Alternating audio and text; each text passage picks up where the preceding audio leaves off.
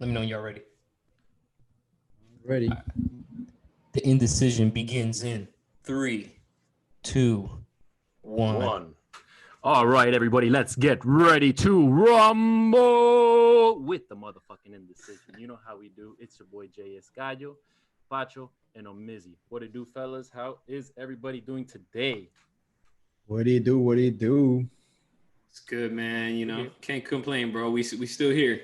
We still here. We're still living. You know, still breathing. Yes, sir. Oh, we getting started sipping already and everything. I'm okay. down. Oh yeah, Shit. man. Let's get it going. Oh damn, you know, man. I'm being kind of healthy, you know. Because today we got a lot of things to discuss. You know, we're getting in our bag. Hey, man. After this weekend, and you know, we're gonna get down to business. You know, I need some sips, man. I need some sips. I feel you. But yeah, man, start us off, my G. All right, man. You know, just one thing, you know, before we move forward into all our topics, you know, just take a second and remember Kobe, Gigi, and all those that were lost in that horrible accident over a year ago. Yes, RIP, man. And another one, legend talk show host Larry King also passed away, possibly related to COVID, man. So RIP to Larry King. You know, we're gonna start off on a sad note, but we're gonna go up from here, man. But yeah, bro, just you know, a couple of remembrances and you know, just giving the flowers to the individuals that are not here at the moment. Yep. Yes, sir. Most definitely. So shit, man. How about that damn just a little bit of money moves, that whole GameStop stock rising shit? Like, oh Lord. Bro, that was crazy, man. That shit was so low a couple months ago. I was ready to get in the game with that. Like, you know, I was gonna buy GameStop because, you know, I thought PS5, everybody at home with COVID, it was like, it just makes sense. But bro, it was so low and it kept going down and, you know, taking hits. And, you know, that's where like the good stock brokers or stock people, you know, they know how to invest and take advantage of these things while they low. So when they get that big jump, it's like all money in their pocket. And, you know, regretfully, I didn't get into none of that. I believe AMC, guy you were telling me earlier, that was another one that had a. So it's like AMC is, I guess, like, I don't know if they owns it or is like the name stock for it. So they got like that whole, like, it's, I guess, all together. So because that rose, that stock rose, and it's like shit. Like you're saying, if we would have gone in a couple months ago, we would have been chilling. Because legit, I was looking at it like a couple days ago, and it was like at four something a share. I'm like, ooh, whoa, this looks interesting. But in my mind, I'm thinking like, fuck, I don't know this whole pandemic thing, how it's going to plan out. Even though I wasn't taking the PS5 into consideration, but it's like, fuck, you look at it today and it jumps up like, it was like 550%. It went up to like 17 a stock, which doesn't sound like a lot, but if you put the right amount of money into that, bro, whoo, oh my God. Man. That bing, I mean. Shout out to all those people they got some bread off of that, bro. Crazy, man. It's crazy how those things just like go up out of nowhere. Like, is there a reason for it? Like, why it went up so high, or they didn't say nothing? There's usually, you know, shit, man. Usually it's like mergers or whatever, and then this time I don't know, it's just GameStop. Because I mean, GameStop, I thought it was gonna be out of business. Yeah, right. Funny thing, one thing I heard was that Reddit played a big role in it. Something about like, you know, the internet doesn't play, and like, you know, I don't know if the internet played a role in that. You know, people just, I don't know. It was crazy, man. It's crazy. Even you know, I talked to Pops, who's a very, like, you know, he's been doing stocks and all that for years, at least over 10 years. And you know, even him, he was like, wow, man, you know, I didn't expect that shit either. So it's crazy. You know, it's crazy, man. It's crazy. You know, the way everything's going, it's just, you know, it's suiting for 2021, right? It's just suiting. But yeah, man, you know, in these times and the environments and everything going on in the world in shambles, you know, we were all as a group talking about, like, you know, how the weather's changing, how it's been cold for a few days, hot, then cold, hot. And the guy who actually mentioned that, you know, we're experiencing, and this is something that we've known for years about, like, you know, the polar caps and the ice, you know, icebergs and everything just melting, all playing a role into what is that thing called again? The greenhouse effect. There we go. And you know, that's where, like, you know, thankfully now we got Biden, who put us back in the Paris Treaty, and hopefully we can get back to our you know, environmental ways, which we've never really been that good of a country in. But you know, let's see. Hopefully, man, we could turn things around. But you know, I think the damage is done. You know, and you know, human population, we love our shit too much to sacrifice anything. And you know, me personally, I don't see any changes happening. But you know, you could pray, miracles do happen, and maybe we be lucky with a miracle. You know, I agree 100% with that. And then like going back to like the stocks and whatever with the greenhouse effects and whatever's happening, you think like we should invest more in like electric cars? Oh yeah, definitely. I would. That's the advice I received from Pops. But Where think he told about me, it. You know, everybody says it's clean and everything, but what happens when the car like dies? What happened with those batteries? Because you know, batteries you just can't throw them away.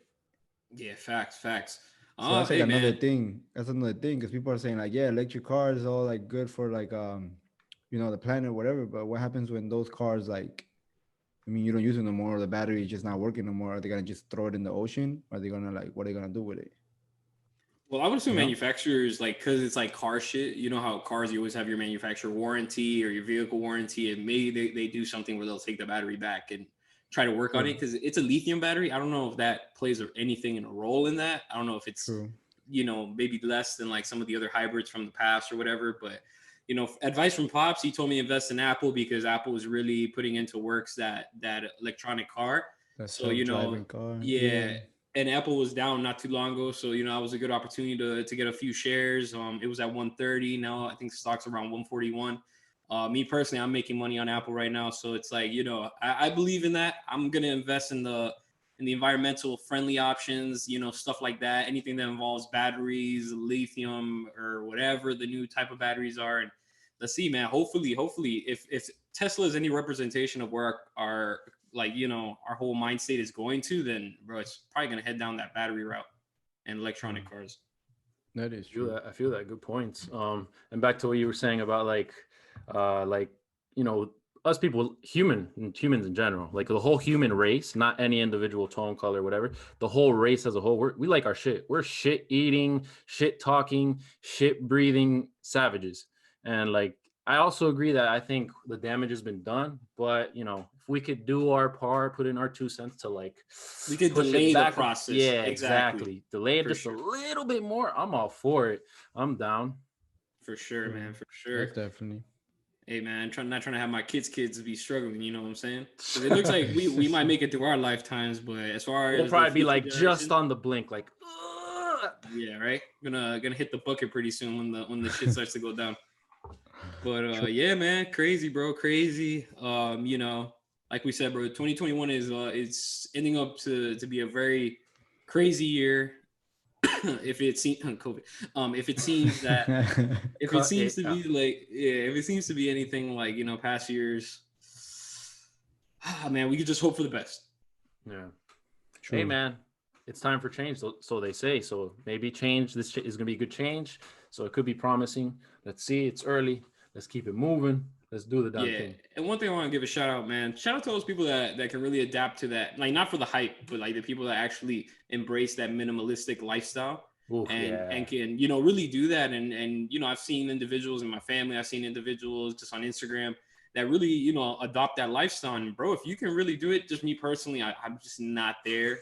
I can do it to an extent. That's true. To an minimal extent. Period. ...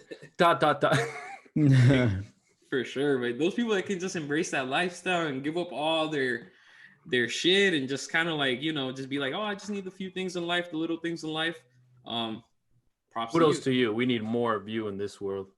Exactly, man. I think like I will be able to do it if I have like I know I have like $1 million in a bank account. Yeah, thing. Like, you know what I'm saying? When you don't give a fuck about anything. Exactly, that's what I'm saying. If I got all the money and I could just like get a van and like fix it up and I can just drive around and whatever, like go to like I don't know West Coast or get a Wrangler at that point and just hold on to your Wrangler for as long as possible. And even though they're not fuel efficient, but it's like But like that's what I'm saying. Like if I have like I would like let's say drive down to Costa Rica or whatever and just chill and then drive down over there, like knowing that I have $1 million in my bank account that I have to almost like, that boat lifestyle where you live off kind of exactly. So I can be like minimalist in that extent, in the sense of like I have no worries, or like if but like right now I can't. Or maybe if I lived in another country, like if you lived in another part of the world where like who you are is not like the biggest deal, you could just live life. And then when you're in Europe, you have that opportunity where you can go to multiple different countries because they're all in that distance. So I mean, it's also like, spaces, like like apartments here or houses are way bigger than Europe, depending. You know what I'm saying? But Facts. like from like the normal people. So I guess it comes to that, also. Yeah, and just the judgment, you know, if you bring somebody, True. oh damn, you got a studio? Oh damn. In the dang. studio. You know, but it's just one of those things, man. And you know, one thing just to bring up off of the Biden thing is what is your guys' opinion on you know, Biden reviving the idea of putting Harriet Tubman on the $20 bill? You guys think that would be pretty dope? You know, pull out a 20, you got Harriet on that bit. So I don't dislike it. I'm not on board with it. I fuck with the idea. But why do we have to like change the 20? Why can't we make her own bill? What if we like tapped into another bill and it's like new bill, new era, new change? So what would it's you like bill? the first like a 30, a 40. What's the cleanest bill we could come up with if we were to come up? Hey yo, buy it. Hey yo, Sleepy Joe, we got something for you. Hey, let me get a 3. Let me get a 3. You got the 2 already. Let me get a 3. I'm not opposed to that. Lucky at all. lucky 3. Okay. Hey, you know, but Very nice. I was gonna go between 30 or 40 because it's usually what you spend like anywhere. Yeah. And you usually need like a 30 or a 40. Not you because you have the 20, but it's not 50, Right. but it's more than 20. So you get like that little middle ground. True. Because you know you go buy something to eat or whatever and you spend $25. You're like, all right, $5 tip. Boom, I got the 30 right there. You know what I would go with? And I feel really cheap with that $5 tip though. Right. I didn't even math though. I don't know if I lived like 50% or whatever, but You know, the funny thing is, I would say like 80, because it's like, you know, we already have like a couple of the 80? smalls. We already have a few of the smalls. We got a 1, 5, 10, 20. Then we skip to 50, and then what's in between 50 and 100? You feel me? Like, let's find a middle point, maybe even a 75 or something. 60? You know, yeah, like a 60. You know, something like that, where it's like, you know, we already got a few small. 60 is not bad. I would do 60, right? Even though like 60. that would be I think a weird ass bill to have though.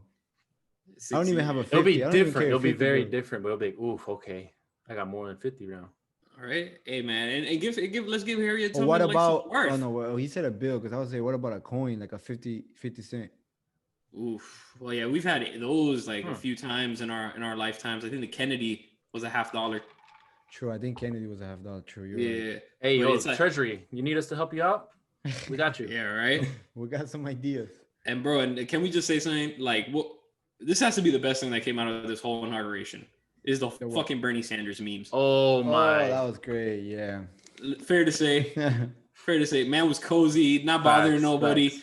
You know, it was kind of was cold in chilling. DC, and you know, What were your slop- top 3 memes that you saw? Because there was like a trillion. What would you put your top 3? Oof. That was rough. Definitely Wade getting that crazy shot and Put falling it on in John there. I Legend agree. and Yep, that's Phenomenal. one. I'll put That's you one. one. know, changing John Legend out for Bernie Sanders.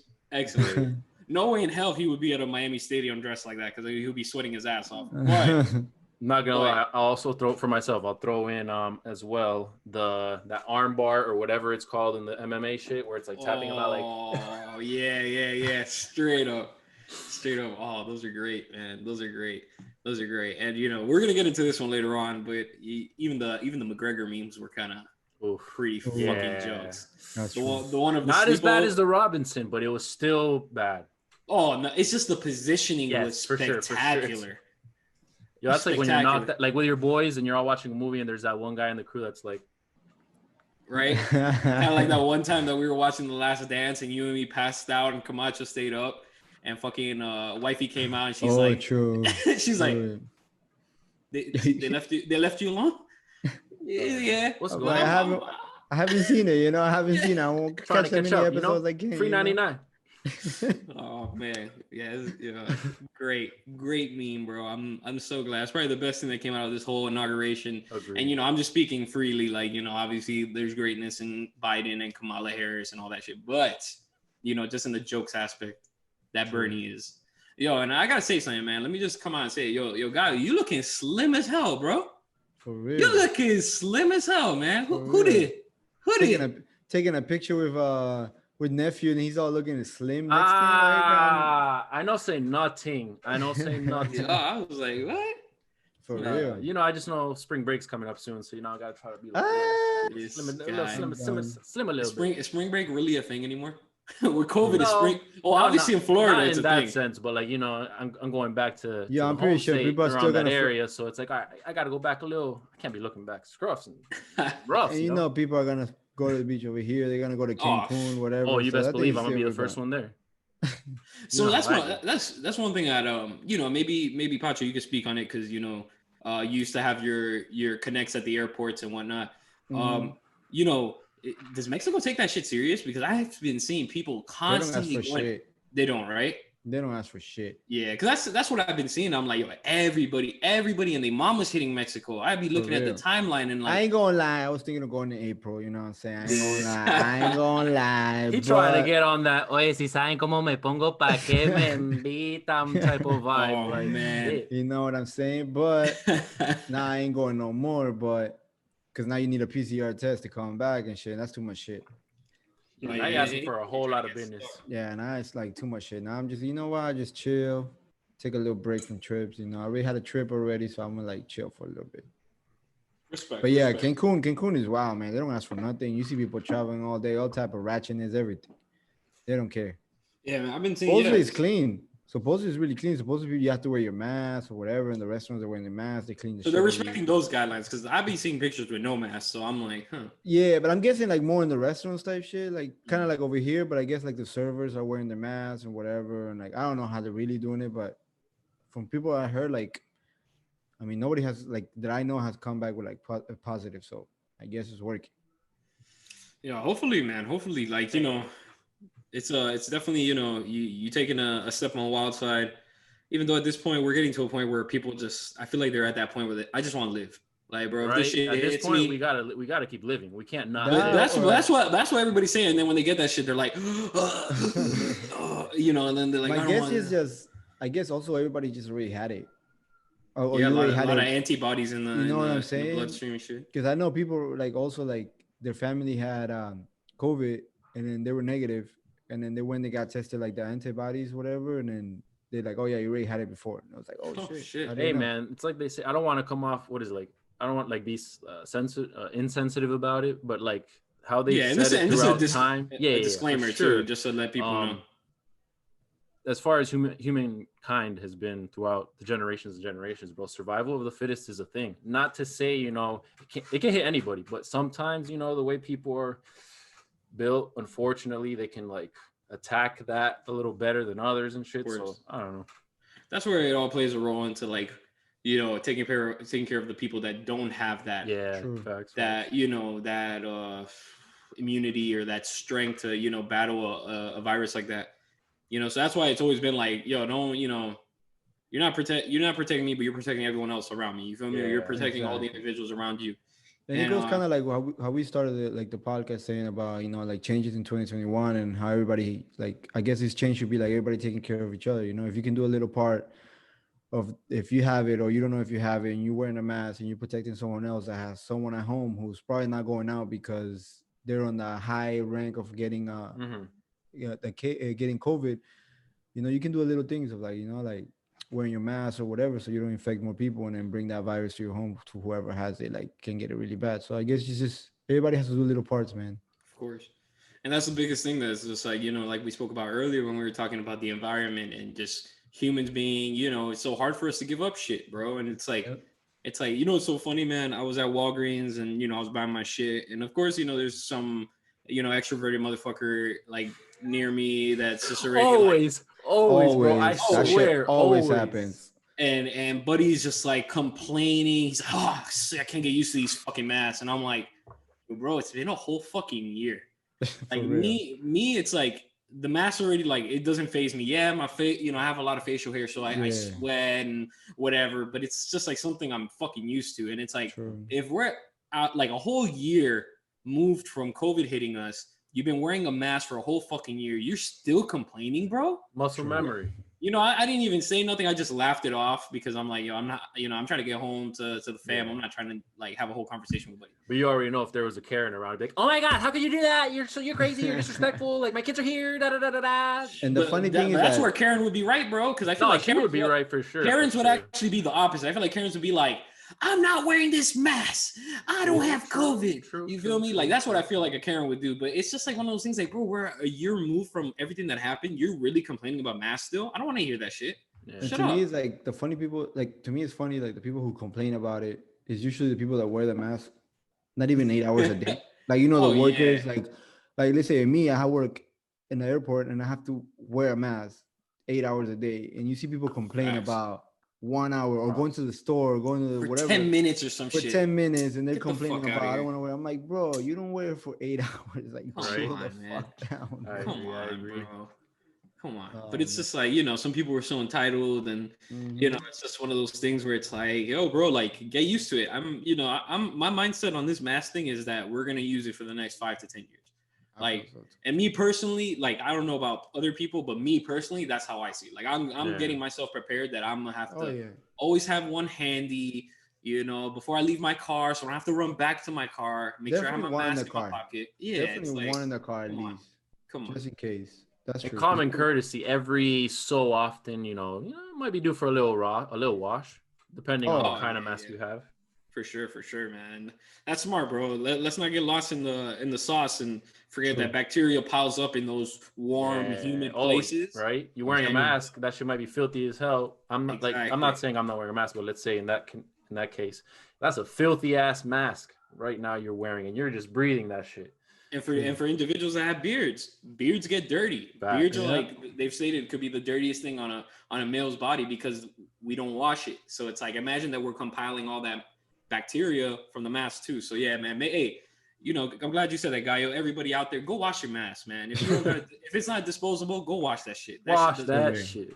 And if it's disposable, doesn't mean you can wear it like the next day. It means Yeah. dispose of that shit like after Yeah, the whole fucking exactly. day. Exactly. Big facts, bro. Big facts. Look at that, man. We're giving knowledge to the world in regards to this virus that we've been dealing Hey with. man, hey, it's the indecision. They say what you talk about. We talk about anything, yo. We can talk Hey, about man. whatever we want to talk about. And it's Right. $3.99. Free 99. Just like, subscribe, and hit the comment below. Yes, sir, man. Let's take this on a brighter note, bro. I know the guy who's been formulating some stuff in regards to entertainment. Bro, I'm gonna let you take us away on this one. I know you had some reviews and some Ooh, feedback. the on movies. some Yeah. shit. So Okay. shit, I took the time to watch a couple movies since our last Ooh, episode, and okay. we out here trying to put people onto different things, shit. So one of them was Homefront. I don't know if you guys have ever heard about it. I think Heard it's the on name. Netflix, right? Yeah, it's on Netflix with Jaden Yeah. Statham.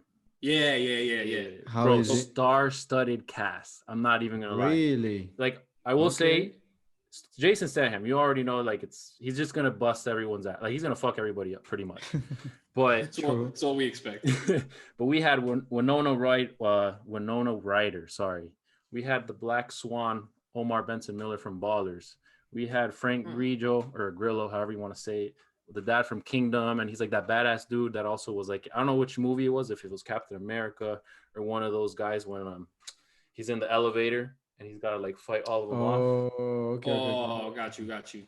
That guy James Franco was in that bitch. It's like, Oh, shit, you done lost your mind. And it was good, man. I fucked with it. It was a good watch. So action-packed movie. Action packed, bro. Action packed. He's beating everyone's ass, and like you see little bits of all his. It's all good. Beating that ass. Yeah, bro. That's what it is, bro. He's gonna whoop your ass Dude. regardless of who you are. It's one of those kind of like those movies, like let's say it was Sylvester Stallone or Expendables. It's those type of movies. I feel like it's, even though like you say it's a good movie, but because I seen it because I was the other weekend I was trying to watch a movie too, and I'll tell you the other movie that I was watching. But I feel like those movies are like, have you seen? I think I forgot what it's called, but John Cena movie too. I forgot. one? It was an old movie, like he's the dad. And I think they something with the daughter or whatever, the wife, and he go kick everybody ass. I feel it's just like one of those movies, like, and he's an ex-military, so it's always those type of fucking movies, like either with The Rock or either with like I said, Sylvester Stallone, Jason Stratham. Like it's always that type of movies of like Action packed type shit. action pack, and you're gonna get everybody like kicking each other fucking everywhere, bro. Explosions and everything. Fire. It's always nice to get one of those like Die Hard vibes, Yeah, it's one of those like you need to put the volume really high and shit, and just be like, oh shit. Get that little surround sound bumping and hearing the gunshots fly by your ear and shit. Hell yeah, man. And anything else you got on there? Another one. It was called Outside the Wire. That's a newer one. Oh, that one with one. the guy. So from, Anthony right? Mackie, the Falcon, which is great that he's in this because you know how I left off in the movie. Spoiler alert. Captain America passes on the torch to him. So it's like, oh shit, what are we gonna see in the future? And this movie was kind of like a nice sample size of like all the shit he could do. Okay. And it's like, damn, it had me thinking like, yo, should he just like get the whatever they injected into Captain America so he could be that much more like Oh, Oh, so this is super? related. This is related to It's that? not related, but Oh. he plays a role where he's different. He's not one of us. He's like beyond, like he's not like a normal human being. He's like a drone type shit. Like, Yeah, I think I've seen the Exactly. preview for sure.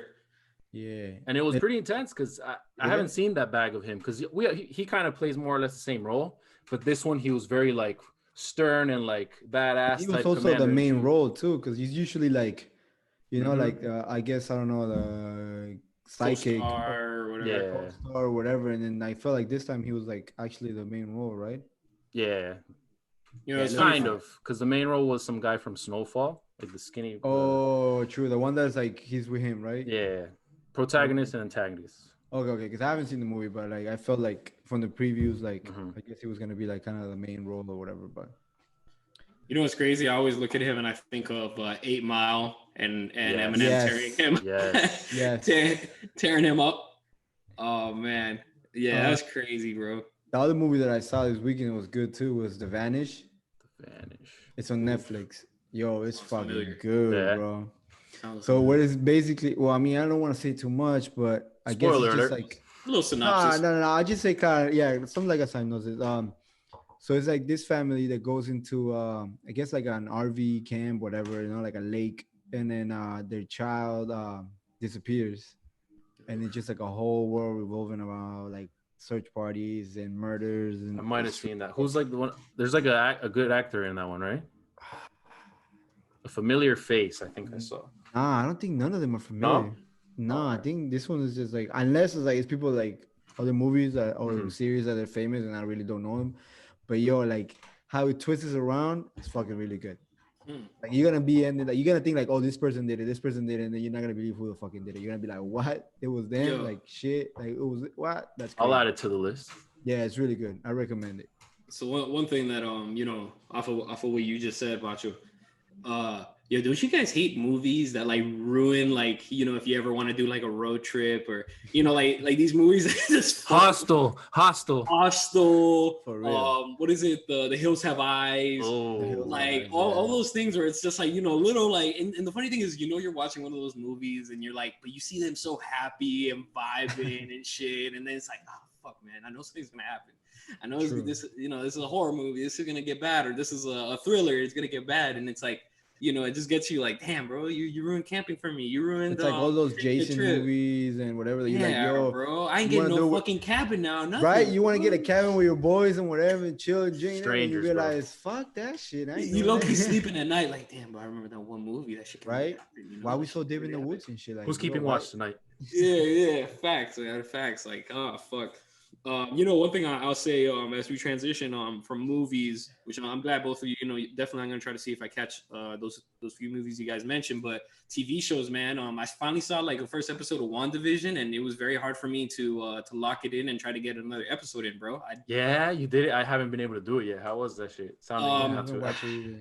So it's like a I Love Lucy vibe, but then it's like something weird is happening, and it's like, you know, you can tell that something is wrong. Mm-hmm. But it's I don't know, it's really weird. I can't understand the dynamic. Obviously, like eventually it'll probably make more sense as the season goes on. But for just to start it off, bro, I'm not really big on those 60s, 70s, like Yeah, yo, that shit kind of depresses me. Like the vibe is like Yeah. kind of weird. I'm like, and it like in portions of it, I'm trying to remember because I don't know if there was any part that had color, but there was portions of it that had no color. And I think the whole thing is in no color. the whole thing. It's one of them's, I can't remember, bro, or maybe 'cause it's early, so maybe like yeah, maybe like, you know, I think there is color, but then there's moments when like I think there's like no color at all and shit. And it's like, you know, Yeah, I've that's never really weird. been a big fan of those type of shows. It's before my time. The white picket fences, all that shit is just, yeah. you know, it doesn't relate to me. Even though like we grew up kind of like in the suburbs, but we did have that living of city living. So like when I Mhm. see suburban shows like that, it's kind of like tough for me to just like See get into, Taino in the building. you know. Man, but yeah, man, that's, you know, as far as TV shows, one that I saw, I've been watching that new show that's about like the most dangerous prisons in the world Oh, okay. on Netflix. That shit's crazy, bro. That shit. That I was shit's watching intense. the one of them in Cape Town in South Africa, and bro, that shit is crazy, bro. You realize how privileged they are over here. Oh, Compared to beyond, those.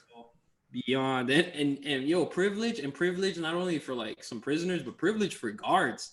For Because real, in that that's Cape Town one, it's like, yo, if blood's drawn or something, like they got to go like to make everybody be cool as far as in the gangs that they have in jail. They got to stab a warden. Oh shit. Oh, So man, so the wardens are there just like, oh shit, God and damn. they're trying to I'm out here work. fighting for my life. Yeah, man, and it's like, you talk about like wardens here and shit, bro. They treat they treat people in jail like shit, and they live their good life, go home, and I'm pretty everything's sure they don't fine. get paid enough. Yeah, and these motherfuckers over there in Cape Town getting stabbed off of gang rituals. It's like, yo, Yeah, hey, that shit's crazy. any correctional officer, feel like very appreciative of your job because you have it pretty good right now. At least those in the United States. True. That's true. Another one that I saw was good was The Night Stalker on Netflix.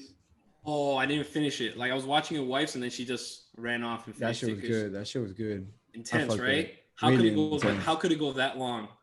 You For know, real. that many bodies. And then especially like, yo, that man was. Have you ever seen like, I don't know, like people say like, oh, you look at his face. I mean, it's like evil or whatever.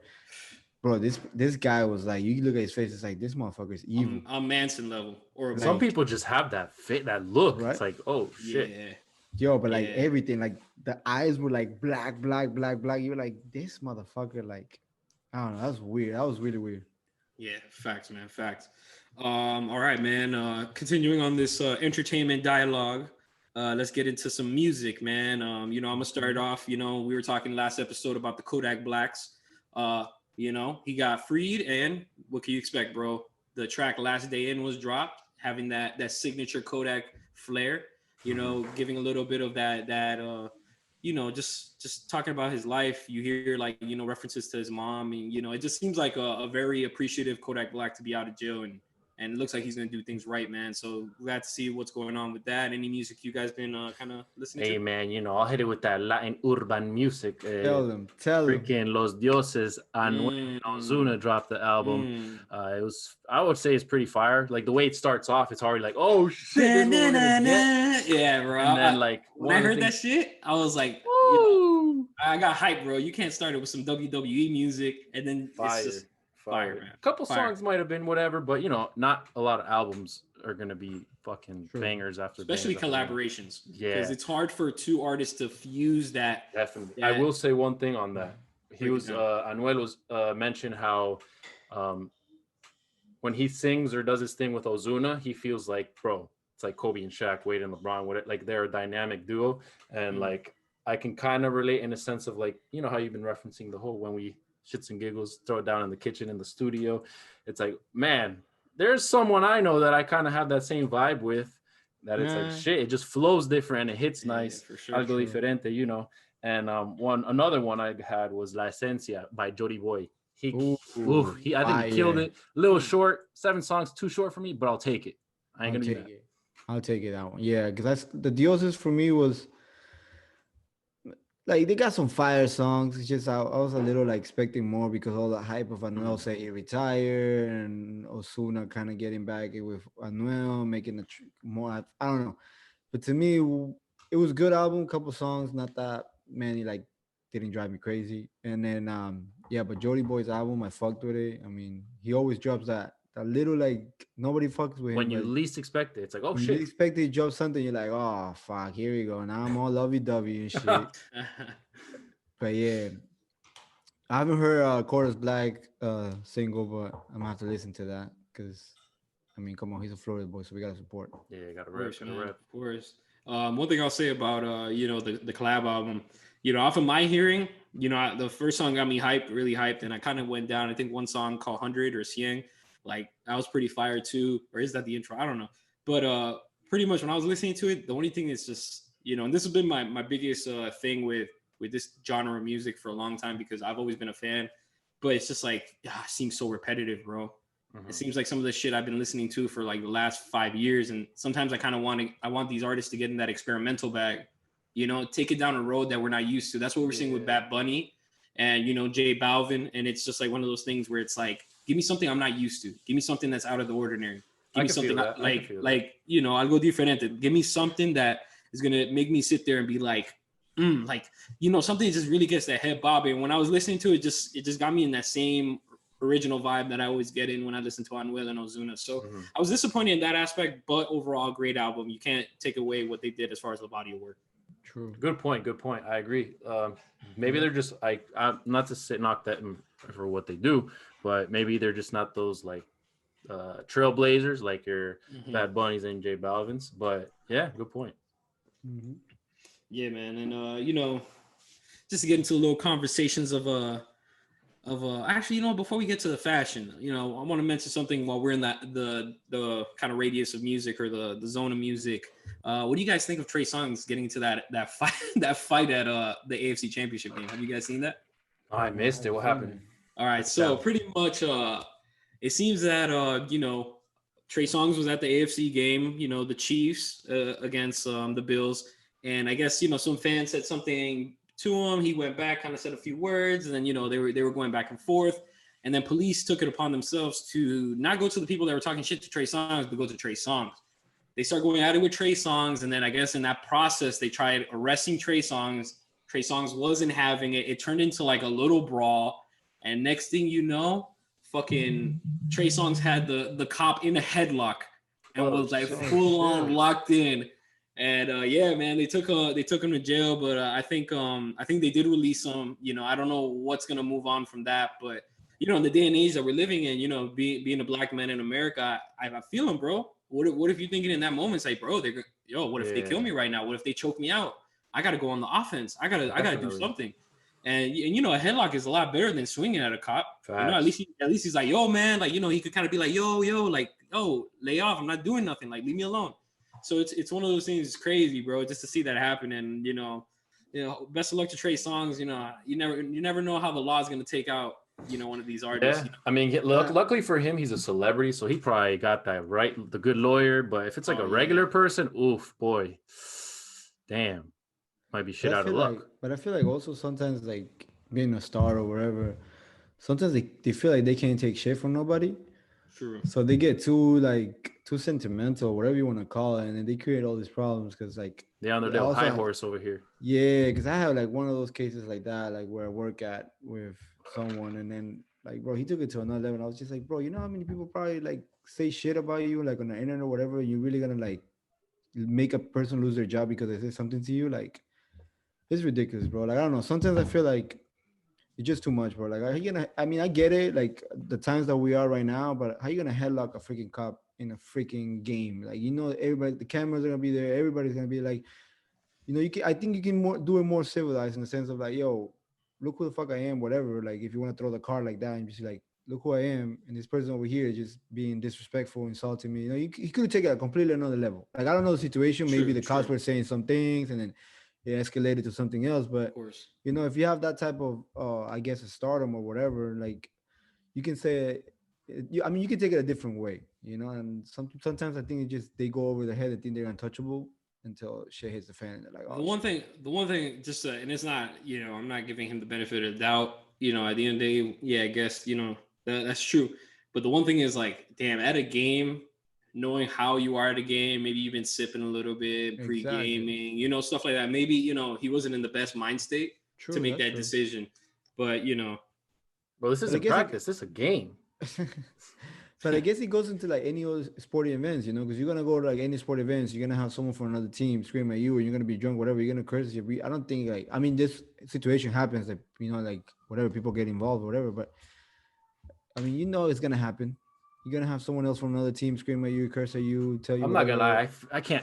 I love my sports venues and my sports events, but I cannot stand those people, bro. It's like, yo, why you gotta kill my vibe, our vibe, everyone in the stadium, arena, ballpark, whatever vibe? Like, are you really ruining everyone's vibe because we're trying to get away and we're watching a game? It's like, fuck. And then there's some fan bases that are like mad disrespectful, where it's like, I get it. Talk your shit, do your thing, your machismo bullshit. I'm from this side, I'm from that side. But, bro, I paid like $100+ for this jersey. Don't be throwing shit on my jersey. I ain't fucking with that. That's when we have problems. Like, crossing the line. I'm not doing nothing to you. Why you gotta disrespect my bubble, bro? COVID-19, 6 feet, step back. I mean, I come from like a soccer background, so for me, I love that shit. Yeah. Like, I love fucking cursing at other people, like like if I go to the stadium or whatever, I just love that shit. Like cursing or like singing the songs, whatever with the team. You're making fun of the other team, whatever. I love that shit. That's Like I just said, dope, but man, I'm like, your I'm not like I valuable say, merchandise. like I won't throw shade and stuff because that's like, I mean, you never know. You can throw a freaking cup or a beer or whatever, and you can hit someone in the wrong place. You can actually kill them and shit. So Yeah. not to that level, but I love like I'm here in my head trying to think like somebody get hit by a beer and just like, Oh shit! Yo, cup trust out? me, bro. Bro, imagine. You never know. I mean, the bottle can break. You can cut. hey, you, maybe if it whatever. was a natty light, that thing took him out, man. Because but they throw a Heineken at me, I'll be like, there's situations like that. I mean, where I'm from, like Peru, like they cut that shit out. Like you can't have only home team. Like you cannot even have visitors going to the games and shit because it got really crazy. Like people were dying outside and shit. So one thing I will say is, coming, I guess this is where like different environments, different backgrounds, and different scenarios all play a role. Because I think in that case, like South Florida, when it comes to that shit, funny thing is, I feel like a lot of the opponents' fans are the ones that make up most of the stadium, and they're the ones that talk shit. Because here, you don't really, you have that environment. I've seen my fair share of Dolphins fans, fist fights with Jets fans. Oh, I apologize. All good. Shit happens. Mama, I'm at work. My bad. That was the gate right there. I'm clocked in. I can't do this right now. I have a guest coming in. It's all right, man. I can't even. Yeah, I can't even see you guys. Let me find it. All right, there we go. All right. Okay, I was saying scenarios, environments. Yeah. So I've seen my fair share of Dolphins and Jets fans fight and whatnot. But I don't know, man. It's just one of those things where I guess just in South Florida, like, fans are not that like extremist. Like I know definitely like when I went to my first Yankees Red Sox game in the new Yankee Stadium, like that was legit, bro. Those motherfuckers really hated each other. Every seat was taken and there was shit talking like the whole time. And, maybe in that case, it's just like the environment. It's just where you at. Like Miami, Florida is not really known for being the most hardcore fans. They kind of disperse. Come on, bro. I got family members that are Patriots fans and they've lived their whole life in fucking Miami. So, shit doesn't make sense at times. So maybe that's why. So, one thing I've noticed just like, here going to like Dolphins and Jets games, or even like sometimes like even Miami Heat versus like, like the Knicks or the Pacers or the Hornets and shit like that. You notice like there's like these rivalries and whatnot, but it never goes to the depth of like what you notice in soccer. Soccer definitely you see like a level of fanship, and you do see it in other cities. That's why like environment plays a big role. I guess maybe some places like soccer might not be as big, so then it's not as serious. But when you go to these environments where like the fanship, the loyalty is real. Like it's like life, man. Like they'll take a life. Like what's that one stadium that like in South America that somebody would die almost every game type shit? Shit, I don't know, but that shit happens everywhere. But I guess it's like you were saying, it's just the environment. Like for some people, this is like, I would say like their life, but also it's like their only enjoyment in the sense of like, okay, Sunday my team plays, I drop everything, we go to the stadium, and then like you said, we don't have that here in Florida where it's like people are like, okay, I don't know, the Dolphins play or the Heat play or Inter Miami plays or Marlins, whatever. It's like, they don't have that mentality. And I'm glad you said, because like you'll see like if probably like when you go to one of those soccer matches like you were mentioning, you probably will see everybody in the same jersey. Yeah. When you go to a Dolphins tailgate, you see like there's that one Bills fan and the whole group of Dolphins fans. Bro, the worst is when you're at a game and it's a jersey from neither. It's like, bro, like I get it, but like, bro, just wear a tee. It's usually a Patriots Brady. Yeah, facts. It's usually a Patriots Brady. Just let them know they can't be wearing that shit no more. No more. Hey, you got that. It's not that Bucks. You got to wear the Bucks if you're gonna do it right. Hey, man. Right. It's like that one meme, and we'll get into it. I don't always go to the AFC Championship game when I do, but when I don't, I go to the NFC Championship game. That was great. But I do fuck with the way you're saying, like the whole fanship and the rivalries. Don't get me wrong, rivalries are great. I love it. I'm not gonna lie, I can get a little nasty myself when I get a little hyped and shit for games and stuff. But it's just like I just can't get it. I can't fathom the idea of harming an individual for a game. Yeah, like, definitely. I could talk my shit. I could say you're this, that, this, and the third. But bro, why do I gotta like make you bleed? Why do I gotta fuck up your, you might not go back home to your kid, like that type of shit. That's the shit I'm not cool with. Yeah, I am 100% with you in that. Like I said, talk your shit, whatever you want, but like not get on the physical part. Like that's too much. Or just get in jail. It's a Like game put you in a at the end of the situation that day. you go to jail. Yeah, for sure. True. You know, because at the end of the day, like you're saying, like we can go. You might not go home to your kids in regards to like you might lose your life, or you might not go to your kids because you end up in jail. Yeah. So it's like, you know, ultimately you're fucking up your life, and you know, Definitely. just For tone it something down. that is at the end of the day it's just sports, man. Like Yeah. Exactly. it's not gonna make you richer. It's not gonna make you poor. It's not gonna change your life or whatever. It's like you know, Facts, it's just man. sports. I mean, next year it's always next year type shit. There's always Exactly. next year. For some teams, it's not, but you know, you have that optimistic mindset state. Right. No, and like shit, man. Well, while we're talking about this, you know, the sports topic, obviously, and we're talking about, you know, just that fuel, that fire when you get, you know, obviously the fan side. But what about let's talk about the players, and let's talk about what we saw with Russ and John Wall.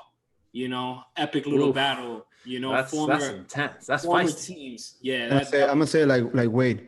I love it. Oh my god, love it. Love it. That shit's phenomenal. yeah. Phenomenal. It's you know, John Wall put up a show. You know, doing what he's doing. Hey. He had a big chip on his shoulder. You know, Russ is just, you know, Russ is Russ. bro. Yeah. His level of intensity is tough to match. Definitely. You know, it's just Russ, bro. That's why like you love him or you hate him. Mhm. When you're battling him, you hate him. But if When you have him on your squad, team, yeah, love him, bro. And bring him in. yeah, and even Wall acknowledging that Russ has gotten the better of him throughout their career. Yeah, for sure. You know, it almost seems that you know, John Wall, like there was a level of respect on his end, but Russ took the petty route. Yeah, you know, Russ is Russ. Russ is Russ. You know, but I would like to kind of see. But the thing is, that's a common thing. Like obviously Russ is Russ, but we want to see that growth. And as we're gonna get into it later with Conor McGregor, there's something about seeing an athlete grow and change that is respectable. Hell yeah. You know. And that's one thing I saw with John Wall, and I saw him saying all that, and even with everything going on, obviously maybe because he was on the winning end, it was a different feeling. Yeah. But it was nice to see growth. It was nice to see him and Bradley Beal giving that dap, their old handshake. Yeah. You know, it was something epic about the moment. I would love to see like, you know, Russ kind of take that route. Don't do him like you did Dame. You know, that relationship looks like tainted when you guys could be brothers, bro. And it's like, you know, like you guys are the fraternity of point guards in this league, you know, like show a level of respect, of love. But you know, Russ is Russ, and you know, probably in the later on off-season shit, they'll probably talk and have a vibe or whatever. But right now, you know, he's in killer mentality, and you know, the Wizards are starting slow. But also, bro. like you said, with like the growth, and it goes with any sport. It's just you get to one point in your career, or whatever, and you have to realize like, okay, I have to become either a team player and not take it as a star of like, okay, I want to get all triple doubles, and I don't care if we win or lose, because I mean, at the end of the day, you're not gonna get no chip like that. And then Facts. I guess his mentality gonna have to change, because I mean, well, the teams are gonna be like, I don't want him, because he's gonna bring that negative or whatever mentality to the team. Almost what happened to Harden, bro. Pretty much what happened to Harden. Yeah. So you're gonna have little by little, because look, he started OKC, then he went to Rockets, now Wizards. You never know if he's gonna be there for the whole year, or maybe that's just this year, and then he's gonna go somewhere else. And then teams are gonna start getting like, you know, I don't want him, and you're gonna see him freaking playing in the freaking Europe or something.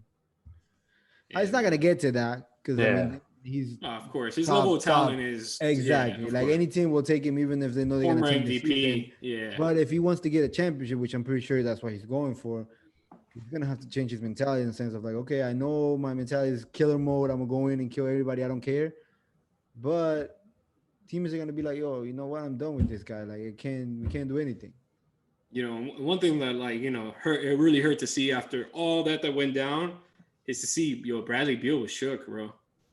Bradley Beal was sitting on that bench, and he was shook, man. And tired, man. And I saw what's his name, Pelinka, putting out a post saying like kind of like one of those like bring him in. And no, bring him in over here. I'm like, yo, could you imagine having LeBron, oh Beal, my god, that'd and be Davis? Retarded. Come on, that'd man. be retarded. Come on, man. You can't ask for that much. And trust me, we some of the greediest people here, and you can't ask for that much. But right, you know, it is. That's too much. Let's get the triple Bs instead of that. Exactly. The Bam Butler and the Beals. That'd be whoo. Ooh-wee. Well, hey man, now that you said that, bro, it seems that we fell twice to Brooklyn.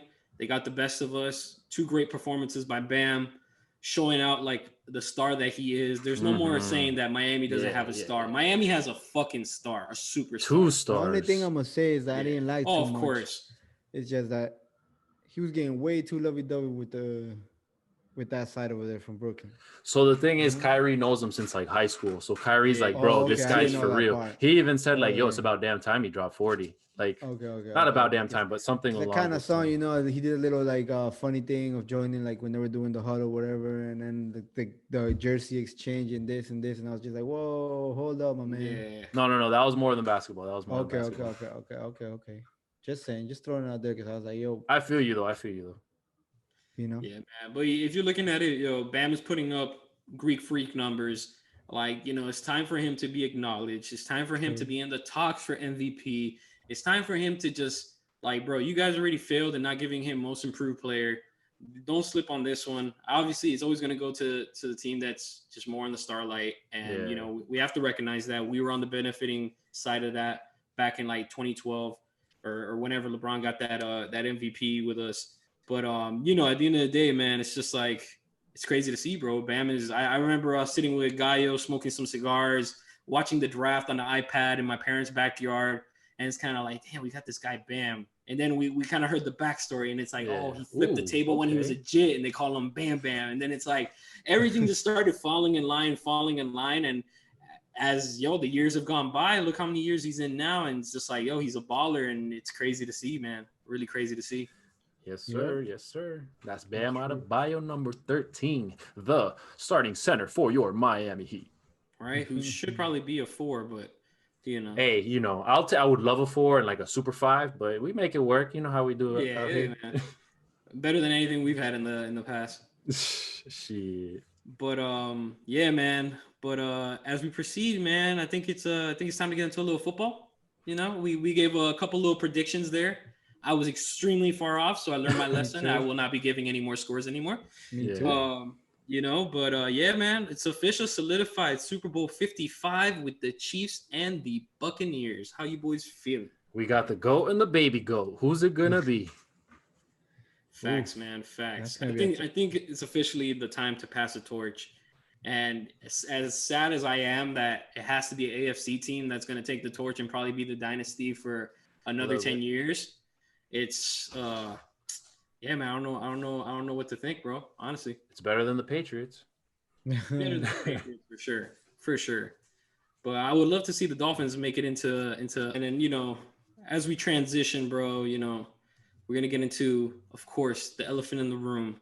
Super Bowl 55. We have the Chiefs versus the Buccaneers. This is football with 2 O's, not a U, and and it's official, man. It's gonna be the battle of 2 of the greatest quarterbacks, one that's potentially going down that road, and then you have the GOAT. Got the GOAT and the baby GOAT, man. That's incredible. That's a great ass matchup. That's gonna be a hell of a game. I can't wait for it. I can't wait for the halftime performance. It's gonna be a light show, the game and the fucking halftime show.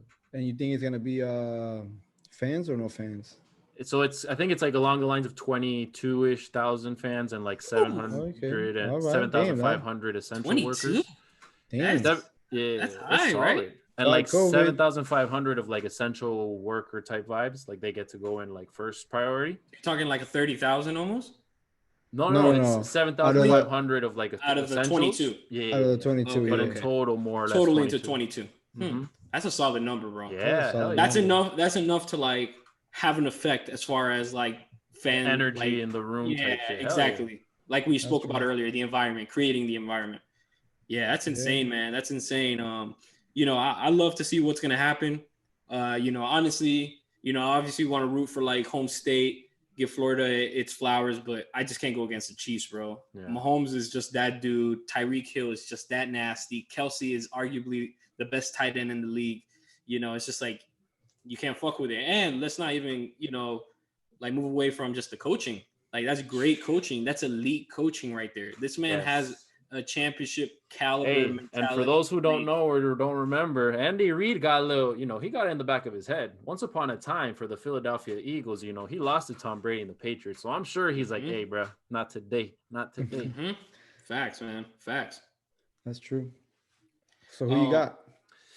I'm not gonna lie, I'm going with Florida and the GOAT. Like, yes, the Chiefs, phenomenal, like great quarterback, great system. Don't give him Andy 2 Reid. minutes.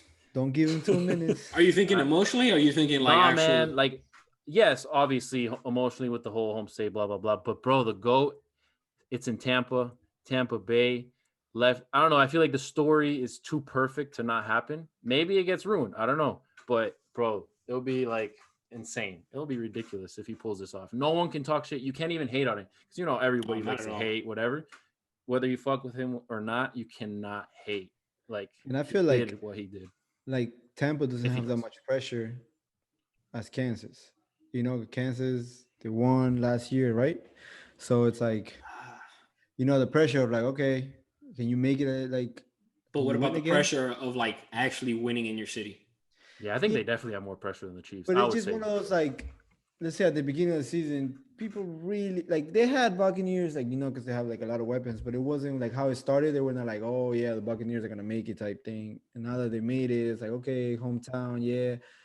But it's just like I don't feel like they have that much pressure as Kansas of like, okay, can you go again? Can you make it again? Can you become kind of like the Patriots thing? Can you become a Cowboys type thing? So it's like I don't know. Wish can't even put them in there. I'm sorry, I'm sorry, guy. But you know I what I'm saying? appreciate it so In the much, sense bro, of, and that's in the why you're sense my of dog. title, But yeah, in the And sense like- of titles. yeah, You know what I'm saying? Like I just feel like Kansas is like one of those. Okay, you did it. Can you do it again? And then I feel like Can the you Bucks, create the dynasty? exactly. That's what And everybody's looking at. Is this and going to it- be another Brady Exactly. situation? Another one of those that they're going Exactly. to run the NFL Exactly.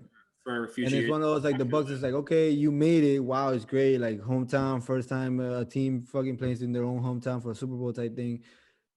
It's a pressure, definitely, especially like Brady coming from the Patriots and this and this and that. But I feel like Kansas has more pressure. But I'm still gonna go with hometown, so I go with the Bucks. Even though like it's one of those like, if I had to bet, I wouldn't bet. right? Hell yeah, I'm not If I had putting to money. if I had to put money, I'd definitely go for Kansas. But since this is hometown, home state, I'll go with Bucks. Nice, man. Look, one thing I will say is it fair? Is it fair to say that if Brady wins this, he should retire? Ooh. I think that's the most storybook ending. But Poetic justice, hell like yeah. I think Right? if he wins, he's gonna do one more year. He's so competitive that I think so too. But I personally would like if he goes out, it's like, bro, that's like drop mic, kick Oh, it like yeah. a soccer ball, hit it like a Belichick. baseball You bat. said I couldn't do without, like all it just ends yeah. all the narratives and shows yeah. that this man single-handedly and let's just like clarify, like out of every position, whatever, you got to just say Brady's the goat of the NFL. He'll be like the MJ of NBA type thing. Yeah. I think Brady will be like, okay, that's if you talk football, you'll be like Brady. But that's the thing. He's a football god at this point. This is one thing I will say. NBA, you do have a lot of arguments. NBA, they throw a lot of different things in there. Mm-hmm. But when it comes to the NFL, it's fair to say that this is the single-handed goat. Yeah. Like if you had to say go greatest of all time, it's Brady. Yeah, but I feel like it's gonna be one of those like, generations you have like. I don't even think so, bro. But like I'm saying, generations in the sense of like NBA, people are like, oh, MJ was the greatest, and then you come to generation right now, people are gonna say LeBron. But there's So I people feel that even say that Magic is better than Jordan. That's what There's I'm saying. people But that have that. But that's what I'm saying. You have those kind And of your generations. Kobe's. And People Kobe's. too. But I'm saying like if you really think about it, you go anywhere in the world and you go basketball, people are gonna say MJ. Most of the time, I'm probably gonna say. Well, I don't know. 8 out of 10. I'm just gonna have to respectfully disagree because there's a lot of people that say Kobe, LeBron, and then you have your Magics, you have your like Kareem Abdul-Jabbar's. yeah. And, I got a fair compromise with that both. I think on this hemisphere, like the North American, South American, maybe even, it'll be like how Omizi's saying, but universally, like let's say all around the world, I feel like basketball would be like kind of like, oh shit, Michael Jordan, like King of Pop, MJ, Michael Jackson, like along those lines. Tough, I think Don't forget that you guys are, I think, taking away the imprint that Kobe had on Europe, bro. That man, No, like, definitely legitimately does in have Asia too, in the Philippines. yeah, But I'm saying like kind of like generations. You have like let's say your pops saying, "Oh, MJ was great," and then you have like let's say kids right now that are 10 or 12, mhm. they go, "Oh, LeBron or is the best," right? And you know like because they haven't seen like all footage. Yeah, Like let's say for me, I never seen MJ play, so yeah, I yeah. can't say like MJ is great. In the football, like for me, it will say Brady because I mean since I started watching That's where football. I'll piggyback because I could ask my pops and Gaio. I would like you to ask your dad one of these days so we can bring it up in the podcast later on. He's too Ask him old who's school. the I think GOAT. I already know who the answer is, but yeah. Okay, but the thing is, like, if you ask my dad's gonna say Brady. That's one generation of football. Then my generation of football, it's Brady. And then if you're looking now, we're proceeding to the new generation, and it's probably gonna be Brady until Okay, so if Mahomes. you're asking football wise, yeah, he'll say Brady. I thought we were thinking basketball, but yeah, No, football, yeah, Brady. I'm He's gonna saying say. exactly, and that's what I'm saying because you just mentioned like you talk to one generation. Yeah, if you ask my dad's gonna say Jordan. If you ask me, I'm going with LeBron just because statistically and the amount of fucking finals he made it to, it's tough, and the level of competition got harder. But that's a conversation for another day. I know people get butthurt with that conversation, so we're Yeah. not gonna go. True. We're not gonna go too We're not deep. gonna Not get yet. into that For yet. later episodes. But like back in the day when you had those people that would say Marino, you had those people that would say like your Aikmans or you just Yeah. these. And I wouldn't even say Aikman because I don't even know if he was on the Yeah. level of like the Joe He Montana. only had the rings for it, but not Exactly. like the Yeah. overall numbers for But it. for individuals to witness Joe Montana, to witness the name that's the greats of the greats, they're gonna say Brady's the best still. So it just shows that Brady just took over this whole thing of football. And obviously Deflate Gate, you have all your asterisks, and me being a Dolphins fan, I gladly go through every asterisk they have, my dog. I'll take asterisks for days, bro. Exactly. You know how many L's we've been taking down here, bro? Shit. Oh, bro. But the thing is, I love to bring up like his flaws. I love to bring up how much I hate the Patriots. But at the end of the day, I got to give it to that guy. He's just fucking phenomenal. Oh yeah, He's definitely. fucking great. I'll even go as far to say I personally think this would I'm not gonna say negate, but it would take away the whole Eli Manning and the Giants bullshit, like he lost twice and whatnot. Because all right, yeah, Eli Manning, you got 2 rings, you're two-time champion. I get it, cool. Off But of crazy I don't catches think and crazy they put plays. enough respect on that defensive line and defense's name and the crazy catches. Like, yes, okay, he threw it up there, blah blah blah. Yes, you get I'll give you your dues, whatever. But bro, that D line was a cheat code. Those catches was miraculous. So How do you let's catch not a shy football away on your from certain helmet, bro? things. Yeah, Like, hell yeah, hell yeah.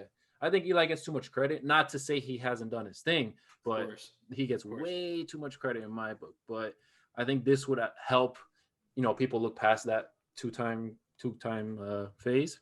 And I feel like stamp. And one thing I'll also say is that certain things have made us overlook like those little like fuck ups. Mhm. Yeah, he got his 2 losses to the Giants. This man was fucking out of it against the Falcons. And what he did, Yeah. it's just fucking crazy, man. It's crazy to have a performer like that. If he's not have every passing record, he's like top 5 in every passing record. Like it's just something that was unheard of, and dude is fucking great, bro. And if he He's wins always it, gonna be in the talks. yeah. And if he wins it, Definitely. bro, it's just like I can't see a better way of just throwing in the gloves and saying like, yo, man, that's it, bro. I gave it all I had. You got 10, bro. 10. How many people can flash 2 hands of jewelry? Like, it's just ridiculous, man. It's ridiculous. He arguably could be the goat of sports. Like, Yeah. if you want to get into that, like he is that fucking great that he can create an argument wherever he goes. But yeah, man. Pro Bowl. I was hearing Pro Bowl is going to be kind of like a versus little matchup type thing. It's not going to be like a game. You guys interested in that? Interested in seeing what might? It sucks that we live in this world where we don't get to enjoy that shit no more. Cause we go back to like the old school days of like Hawaii, and now it's like Orlando. Like, what do you like better? And it's like, damn, man, I enjoy. It's cool seeing these guys on different teams kind of get to like team up for one time and be like, oh shit, look at these guys doing their thing and doing like all these different catches and skill drills, and then you got the Pro Bowl game. I enjoyed that shit, man. I miss that a lot. But I get it, social distancing, and all that. But it won't be the same. But hopefully next year and the years after we go back to that. Yeah, man. That's one thing. I think a lot of people would say it too, and I think it was a topic on I Am Athlete. Shout out to Brandon Marshall, Fred Taylor, all of them. it was just like you felt rewarded going to Hawaii. Yeah. But now you're just going over here to Orlando, where it was like, bro, a lot of these people live in Florida, so it's like, bro, I'm just driving right there. Like, you know, it was like it felt like a reward. It felt like something else, but you know, it's crazy. I don't think it hurts them that much. I think it's more of the sense of like going to the Pro Bowl, because bro, they got so much money that literally Hawaii is nothing for them. I think it's just more of like, I get to play in the Pro Bowl, like, you know, like it goes into like history type thing. You know, like I was a 6-time Pro Bowl, I was this and this, and it's just not. I don't think it's more like location, because I'm pretty sure like anybody will be happy if they tell them like, yo, you're going to Kansas. They're like, fuck it, I'm a Pro Bowl. Like it doesn't matter. Like they actually mentioned that in their podcast that it did kind of affect them. Yeah, like it's not everyone goes to Hawaii. They have the accessibility and the financial funds to do it whenever, but you know they might not think of it right off the bat, and like they all get to like, oh, it's Hawaii, vacation vibes, cool. True. And then the game, and like I feel like they all feel like it's a lot more like, oh shit, paradise. Is it just fair? Is it fair to say that everything changed once they put the Pro Bowl prior to the Super Bowl? That's where bro, because then you start having people coming out, then you got to put him in, so he has an asterisk Pro Bowl, which I'll take it if it's your team, but it's like, man. But it's fair to say that's when like the epicness of the Pro Bowl game kind of went downhill, was when they started putting it prior, like, bro, I don't even know, man, because it's just like one of those that you can't do it like the NBA where you put it in the middle of the season, but then it's like you put it right before the Super Bowl. It's kind of like, bro, like all the Super Bowl players, like Mahomes, like all these great players, Brady's for countless years, they're not going to be in it because they're missing out just because they're in the championship game. Why not just wait till everything's all said and done, like it used to be, or do it like before the season starts, type thing. Yeah, like almost, that too. You know, something like an exhibition game where it's like, you know, they're getting the practice they need. The Hall of Fame game is a Pro Bowl game. Yeah, switch that one up, bro. But yeah, man, and then you know, one last topic to talk about in regards to football. You know, Watson, bro, where is he going? Is it Miami? Is it New York? Is it, you know, obviously not Houston. Who knows? That's gonna be an interesting, bro. Poor Houston, bro. For the fans, it's like, they lost Harden. They're gonna lose Watson. They lost Hopkins. It's like, that must be rough. Something about that conversation Watt had with Watson. There was something there. There was something brewing already. Right? It's like he might have kind of known, and he's like, fuck, I take part of the responsibility. Yeah, because I know a lot of people are saying that, they didn't interview the coach he wanted, and, you know, all that plays a role. But it's like, something about that conversation when they lost just felt weird. It almost felt like a goodbye. Like when LeBron and, you know, before he came to the Heat, and he had a little... Yeah, it was a crazy situation. But so, what are you guys thinking, man? Deshaun Watson and the Jets? Ugh, I feel so bad for him if that's where he goes. Like, that's real. Just, I don't wish that upon nobody. No beefs. He gets, but... I mean, he's getting paid, right? I think he's on a crazy contract, right? Second, third highest. So someone has to eat up that contract. So my guess is just one of those, like, you live in New York type thing, you know, Empire State, whatever. Yeah, they definitely go with the market idea of like the whole NY, like you're saying, Empire State of Mind, but it's the Jets. 9 times out of 10, they be ruining careers. Like, I'm sorry. Yeah, they had their Joe Namaths and whatnot, but bro, they most of the time be ruining careers. I'm sorry. Have they hired a new coach yet? Is it official? They got a solid ass dude. Who? I forget his name, but it's like, I think his last name is like Saleh. He's like the first Muslim head coach in the league or some shit like that. He's a good defensive-minded coach, and it's gonna be. It sucks because it's the Jets, but hey, that's what he chose. All right, crazy man. Well, hey, he hasn't chosen just yet, so you know we're still seeing a lot of stuff going on. There still could be a lot of movement. You know, I'm glad that the Dolphins were sticking with Tua. And are they really though? Because I don't know how serious. You know, you always see like, oh, he said, she said. But then today in the Senior Bowl, they're saying Miami's brewing as like the top Watson location. And it's like, oh shit, what's going on here? It's like, damn, what's going to happen? I would hope they stay put, even though if you have a chance to get a franchise quarterback, you can't be mad at it. But it's like, I'm at the point where, like, you know, as a diehard Finn fan, I'm sticking with Flores. And I'm going to believe what Flores decides. And whatever he sees best, I hope it's just not like, you know, the upper operations kind of manipulating what he wants to do. What like Flores wants. That's good. Yeah, I want if he's there on the day-to-day and he sees that Tua is not clicking, then I'll believe him. You know, but otherwise, if it's just one of those to rush it, because we had a 10-6 record. You know, it's like, nah, bro. Nah, I'm good, man. We've lost plenty of years where I could be patient right now and we could stick it out and see what happens. But if Flores is saying, yo, I see it and Watson will fit, I'm not going to question Flores. I respect that. I agree. I Right. can't be mad at that. He's doing his Right. thing down there. All right, man. Yo, Guy, is it fair for me to ask you to give me one of those little intros again? One of those let's get ready to rumbles, because we about to get down to some of that. Oh nitty-gritty, man, you know, some of that scrappy. Hopefully the vocal. Let them know real quick. All right, ladies and gentlemen, let's get ready to rumble, and let's get that UFC recap in this bit, because man, that was a fight show. Oof. Where to begin? Because I'm not gonna lie, I didn't see all of them because there was a Heat game, and like I gotta watch my Heat first. Oh, of course. I started from Andrew Sanchez and on. Okay. So honestly, I feel like we can scrap the whole card and just leave it down to the co-main events. Yeah, Yep. okay. Let's just be real, because Okay. there were some spectacular fights. Amanda Ribas, you know, we saw a lot of talent. Yes, but let's just get down to the nitty gritty, because at the end of the day, bro, this was a fucking scrap.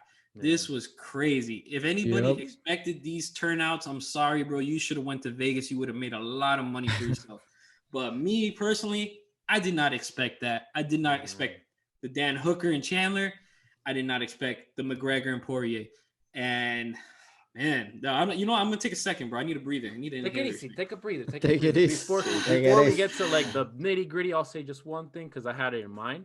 Oh, break And it it's down, like, man. bro, wow. You know how you always hear the word equilibrium, and like you kind of know what it is. It's like, fuck, that fight with Andrew Sanchez. I'm like, when you see, but I'm Yeah, like, the yo, stanky leg. did that really just happen? I'm used to like if you knock someone out, it's like you're out cold. Buddy like was flopping, and I'm like, shit, bro, that's insane. How That's he insane. That was shook the insane equilibrium right out of his head. That's insane. Yo, crazy Yep. series of events, bro. Yeah, man. That's one thing. Progressively, like me personally, I used to watch MMA back in, man. We talking the Rampage, the Liddells, the Rashad Evans. We're talking like the Forrest Griffins. I was back in father vibes. Yeah, like when this shit really got to the upper level. I've watched Ultimate Fighter. You know, I've been in this. I think I've mentioned it in past podcasts.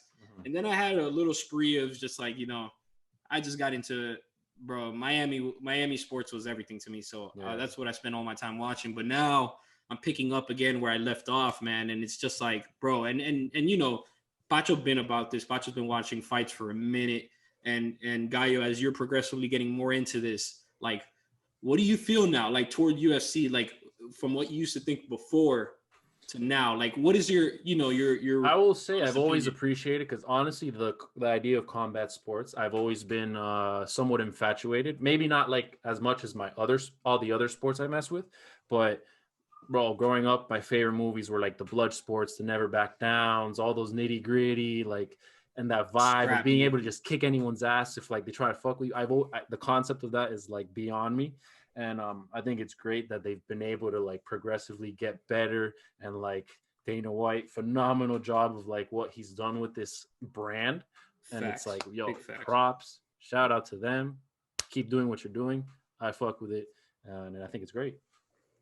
Hell yeah, man. Hell yeah. So let's kick it off, man. Co-main event, Dan Hooker and Mike Iron Chandler. That man definitely looked like he made of iron, bro. That dude was fit as shit, bro. Bro, when I saw his like little pre-fight shits and like his training, and he's like bouncing off walls, I'm like, oh shit, that's a problem. Bro, that man, he's serious, bro. He's serious. And for everyone that's under the 5'9" marker, you know, he did it for the short people, bro. He did it for the short people. He did it for the shorts. You know, but yeah, man, Pacho, what you thought, bro? Did you expect him to come off that strong, knowing that Hooker has the longer reach advantage? Yeah, definitely. I mean, come on, he's I think he's the Bellator champion, or the one championship, I think. So I mean, he knew all eyes were gonna be on him. Kind of like, okay, now you're in the UFC, let's see how it is, and then he proved it. Bro, he was caking. I mean, that man had a smile from the moment he walked out. He was cheesing, bro.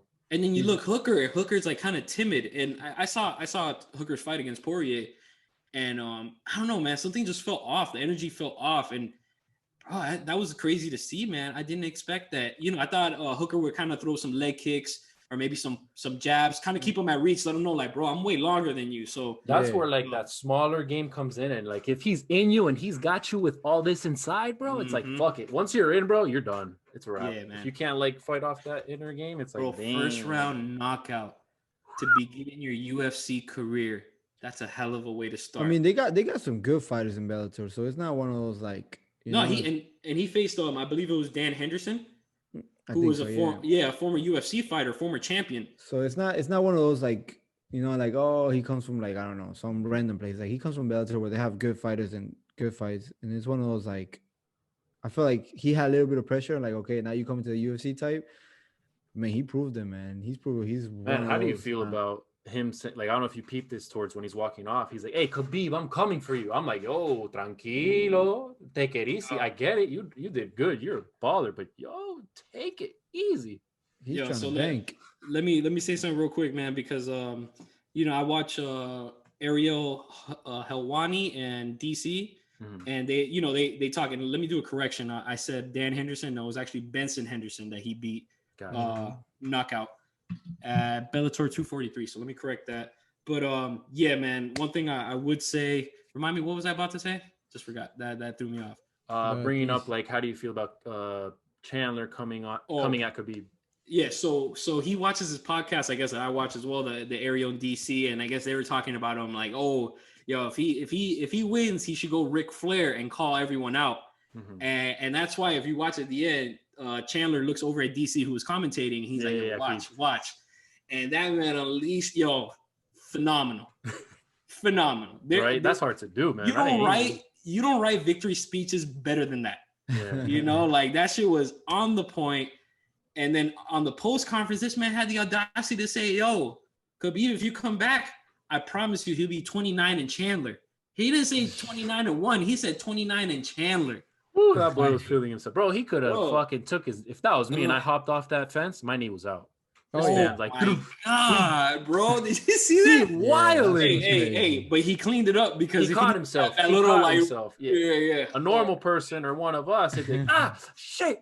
Oh, damn, bro, that looked like a WWE move. That shit was like that was some rain. Like you remember Kurt Angle when he would do like those little, my God, those little flips. That was a Kurt Angle. Like he takes off his little like overalls or whatever. I feel like he still needs like a couple more fights though. I agree, 100%. Hell yeah. 100%. To put him in the conversation for championship right now. I feel like Khabib is one of those like how like when McGregor was like all the talk and whatever, and he's like, "Oh, I fight." Yeah. I feel like Khabib now has like the option to be like, "Okay, I want to fight or I don't want to." He has all the leverage in the fucking world. Exactly. So that man can do whatever the hell he wants, and he's gonna do it smart now. He's not gonna be one of those like, "I'm gonna fight whoever just talks shit to me." He's gonna really choose his fights, and one of those like, "Okay, is it really gonna be like a good main event? Is it gonna make me a lot of money, or is he gonna like give me a challenge that I'm looking for?" I honestly think, and this is gonna transition us to our next topic.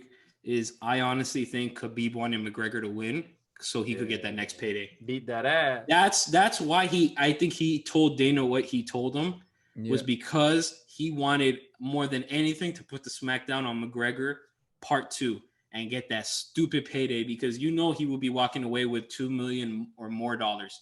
Oh no, definitely more.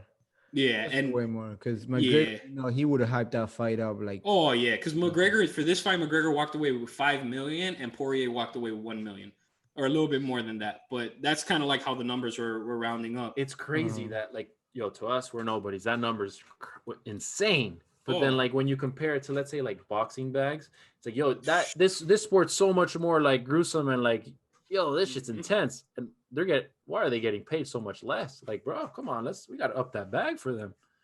In my opinion. Ridiculous. Yeah, man, that's crazy. But yeah, man. Let's get into this main event, bro. I don't think any of us could have seen it going this way. You know, I definitely know how talented Poirier is, but what? I mean, I'm not gonna lie. I wasn't expecting a knockout. I'm not gonna lie. The 60 seconds was a little bit crazy. Let's be real. But I thought it was gonna go all the way, and then somebody's gonna win by decision. That's what I thought too. But I was just like, personally. I don't know, because I don't know. Even though McGregor was in the mentality, you can tell he was in the gym and this and this. It's just like, man, when you leave the sport for a while to come back, when you got people who are hungry and stuff like that, it's And not they've that been easy. fighting nonstop. Hey, like he Exactly. said, you can't walk away from this industry, this one in particular, and Exactly. expect to like. Exactly. So it's like one of those like I wasn't really surprised that was gonna happen. I was like, either McGregor can shock everybody like he always does and just boom knocks him out, Mm-hmm. and then but I mean, yeah, I mean he was out too long, and then I guess in his mind he was really looking for that Khabib fight, and then he was just like, okay, I'll get this guy Poirier, whatever this is and this, I'll fight him, man. And then man, he showed him, bro. He Facts. showed him not to walk away from this sport for too long. That's one thing also I'll say is that if anything, the boxing training and maybe singularly training just for boxing for so long, like kind of fucking stunt his growth as an MMA fighter. Because he should have been able to throw some lead leg kicks and compete with Poirier in that aspect. But he was just like, too much hands heavy. And of course, McGregor, he's always been hands heavy. A man has probably one of the hardest like punches, out of all the 155, fighters out there. But, you could tell he wasn't fighting like an MMA fighter. He was fighting like a boxer. Yeah. You're in a It's whole just, different sport. I guess it goes also to like how trainers see the fight that might happen, and then I guess they didn't think it was gonna go like that, and then he just kept attacking that leg, and then boom, he got Southpaw versus Southpaw, man. Like him. He got him. He did, bro. And if you ever watch McGregor fight, for anyone out there, McGregor's one of those dudes that he's a very like moving a lot. So it's But like he tanks a lot though. He's one of those like he doesn't last too long. That's why Nate Diaz was able to put him through some pain. The only thing I like about that fight is like at the end what he said is like, he could have been like whatever, I lost and I'm still looking for Khabib, whatever. He's like, okay, I'm looking for that again, going back at it again with this fight, because I mean, the first time Poirier got knocked out, he got knocked out, and I felt like this time he really didn't get knocked out. It was more like his leg just gave up. And he's I don't know, man. That when you saw before he did the little sleepy head, it was that's. I mean, I ain't gonna lie, he got rocked. Yeah, he got his eyes rocked. were lost. His eyes were lost. But my guess is more of like his leg really gave up. Like his leg, I'm pretty sure. Like he was like, I can't stand on it no more. Like I can't do nothing. So he's like, I might as well just go down and then. He's probably like, oof, all right, he got me. Yeah, like I think it was more that. Like I'm not saying he got rocked because he definitely saw stars or whatever. So you think it was more of like a shock at the moment, like, oh fuck, my leg's out, he got me. Like he knew he was done. Like he knew it was like, okay, my leg, there's something really bad. Like I don't know if it was dead or the nerve or no. The way he described it on the post conference was, it feels like he had his leg cracked, and then it was like a football. Yeah, like just kind of moving like a football around. Like I guess like kind of like kicking it with you, like talking like a soccer ball. Yeah, like kicking, like it was just an extension of like, it didn't feel like that was his leg. Yeah, so that's what I'm saying. Like, especially like you say, he's a fighter that moves a lot and this, and then he goes back and forth. I'm pretty sure he felt that like he's like, okay, I can't no more stand on it, and he's like, instead of try to keep fighting and get a worse knockout, or or like definitely just sit down and be like, I gotta give up, or lose again by submission, whatever. He's just like, you know what, I'm just gonna go down. Mentally he tapped. I think so. I think it was just like that. I don't like. I'm not gonna say he got rocked, definitely, but I think it was more the leg, the issue, that he's like, you know what, fuck it, I can't keep going. I mean, I still give props to Poirier though, because I mean, he did a good fight. But phenomenal, and redemption, bro. That's what makes the story so fucking great, was the fact that this guy got knocked out in 90 seconds in their first fight, and for him to come out and him not stating that he's gonna knock no one out. He actually had, like, when you look at American Talk Team, and I think his coach Mike Brown, it was one of those things where like, they had a plan to try to go to takedowns first. They had plans of other ways to handicap McGregor and not trade hands. And for him to get a knockout, phenomenal, bro. I think Poirier was looking more for a decision. He had a decision with Hooker. You know what I'm saying? And then give him props, because I mean, for him, it was like more difficult to fight him, McGregor, than any other fighter, because McGregor hasn't been fighting for a while. So you don't have recent footage to like study him or whatever. And then McGregor, you're looking at that fight with Is it Nate Diaz, the last fight that he won? No, Khabib. Oh, I mean, Cerrone, Cowboy Cerrone. yeah, Cowboys are only, Shoulders, yeah. and that's only 40 seconds of content to look at. Exactly. So it's not even like you don't know what McGregor you're gonna get. I mean, you're always gonna get the one that he's probably gonna try to knock you out in the first round or whatever. But I mean, it's hard to like not have someone Oh, who's recently facts. been fighting or whatever, and you know he's been And bro, the mental, exactly. the fact that like this dude knocked me out in 90 seconds. At the end of the day, yo, it's like Definitely. 7 years later, but Yeah. still, that's always gonna play a part in your head. Where Oh you're yeah, gonna be like, definitely. yo, and Poirier even said it. There was a punch that McGregor landed in that first round that he saw stars. Yeah. And he, like, if he would have hit me again, I probably would have been in real trouble. That's what's Yeah. crazy because I personally was a little disappointed. Not to say it wasn't a good fight because it was great. It was a good show. But it's like, damn, bro, it would have been nice to see that shit go 5 rounds and all the way. Oh, But scrap, it's like, and bloodshed. then seeing that first round, it's like, oh shit, look at this guy McGregor still doing his thing. Because like how you said now, like It's kinda like with he the- got him, and I'm Mhm. like, He oh stunned him shit, for McGregor sure. is gonna Yeah. pull this off. True. And freaking, I will say at one point, I was kind of looking at Poirier like, bro, take it easy. He was feeling a little cocky. He's like, True. like, When he bro, got him, yeah. relax. Bro, they were very friendly. I gotta give Yeah. it. That was probably one of the most friendly Definitely, post conference or the beginning, the after, Yeah. everything. You can And, tell there's you know- a good sportsmanship there because But I that's think where- Poirier gave him something, and then at the end he's like, "Hey, bro." Oh give me yeah, some of his that hot whiskey." sauce, and then it's like, Yeah. yeah, man, dope. But one thing I will say, and this is what like a lot of people are saying, and a lot of sports psychologists are saying, that for certain athletes, they need that edge. Yeah, And in this press conference, we didn't see the edge. McGregor was very friendly, very like, in his good spirits. But now everybody's saying like, nah, we want the villain back. We want that McGregor. That McGregor gets an edge. He plays mind games. It plays a role into the whole fight. yeah. You think like, watching this fighter, how he progressed in his career, how he's net worth over 40 million, coming from having nothing, living in his parents' house. Mhm. Like, would you want to see McGregor bring back that edge, bring back the press conference talking shit? Or are you guys fine with just seeing this, very cordial, I don't think very he's gonna friendly bring it. guy? Hey, I don't man. think he's gonna. You think it's Yeah. done? You think it's over? Like the growth, like the growth is Depending on the surpassed? fight, but I think it just He doesn't have to sell fights anymore. that, They and sold also it's themselves. like you gotta think about it. Like if he would have like won this fight, he could have like do it. But nowadays it's just gonna become like, okay, bro, like you can get knocked out really easy type thing. You know what I'm saying? Like, so it's one of those like Nate Diaz had to like say something real quick right after the fight. exactly. So it's one of those like if he comes again being like the bad guy or the like oh this and this and this and this, and then you get knocked out again, it's gonna become a joke type thing. So I'm feeling like he's not gonna do it unless like he gets a couple wins, this and this, and then he might have the chance against to fight Khabib, and then he's like, okay, let me bring all this, or he might. So I'm glad you said that. Do you think Khabib is coming back, Pacho? Do you really think he's coming back? Yeah, because I feel it's one of those like that's A all their legacy life. thing. Not a legacy, but just their life. I mean, that's all they know. Just He said, Personally. he said he's training for soccer. yeah, yeah. But I mean, come on. I mean, he has. I mean, wherever. I mean, I don't know where he's from Russia, whatever he's from. Like any team is gonna hire him because he's just like the main face. Freak of the country. athlete, yeah. Sell tickets. Exactly. But Khabib, I mean, like I said, it's just like their whole family. All they know is fighting. But So that's where like like me personally, I'm kind of little by little seeing that maybe we won't witness Khabib again because his brother, he's training his brother now, Umar, Yeah. and he also has one of his teammates, Islam, who's in the top 10.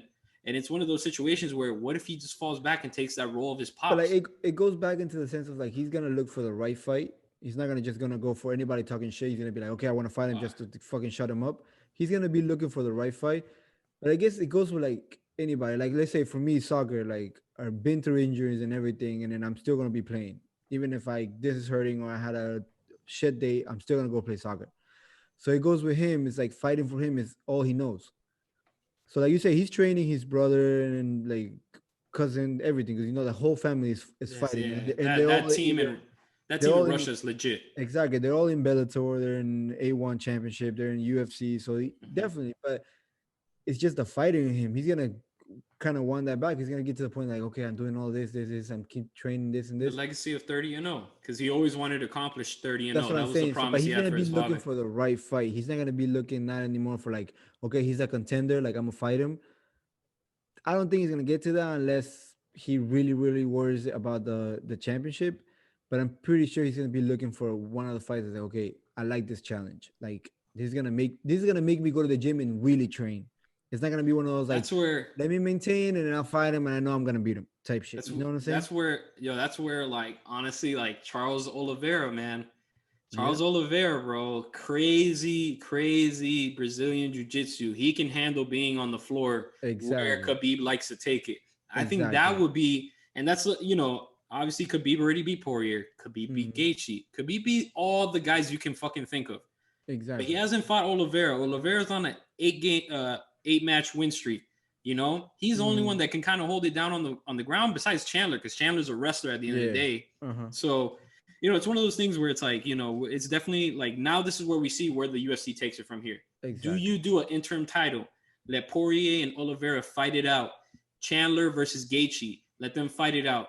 And then see if they go at it, or if Khabib comes back, bro, take on whoever's the winner of Oliveira and Poirier. But it seems like, I don't know, man. In my heart and soul, it's like, it's weird, bro. When you're one of those people that you're very religious and you're very, to your word, and you make a promise to your mother saying that you'll never fight again, I almost see somebody like that holding on to that. Like, it's I just, feel you 100% on that. you know? It's one of those 50-50, but I feel like if he gets the right challenge, it's just the fighter in him is gonna come out, and it's probably gonna be even his mom telling him like, "You need to do this, like do this for your father, do this for you, do this for me," type thing. Because like, yeah, once she gives the you're good, go. Exactly, go be like like Rocky and Adrian, like exactly. Because sure. like I feel like it's not gonna be McGregor unless it's just like stupid money, like just stupid money that is gonna like. McGregor only brings in stupid money. That's what the I'm crazy saying. thing. But like for him, that he already said like even telling them like you see like there's no challenge for me, like they're not on my level type thing. That's what I'm saying. Unless he finds the right challenge, and it's one of those like, like he's like, okay, this gets me motivated to like really go crazy working out and then like get the blessing from his mother or whatever. I feel like we're gonna see him one more time, That'd be dope. but like it's gonna be either like I'll give him like either 1 more year or 2 years, and then if it doesn't happen, then that's it. It's done. Yeah. I mean, he's gonna get to the age too of like, okay, I don't want to go in and then be like lose ridiculous. not trying to be like Silva over here.